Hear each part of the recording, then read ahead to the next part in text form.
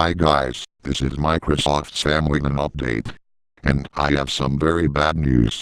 I just found Hangouts on air this yesterday. Control Room and Hangouts Toolbox apps has been discontinued. If you don't believe me, here's the proof. See what I mean? It's just disappeared. And that means you could no longer use those apps anymore. But at least 3 apps is still there, such as Chat, Screen Share and Cameraman. These 3 options will use it on Hangouts on air. It will be different, again.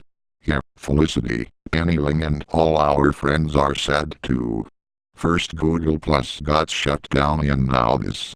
Live Control Room and Hangouts Toolbox in Hangouts on air is just got discontinued yesterday.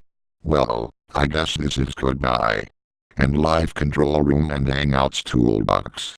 If you were watching this video, we will miss you so much. So, until then, this is Microsoft Sam saying goodbye for now.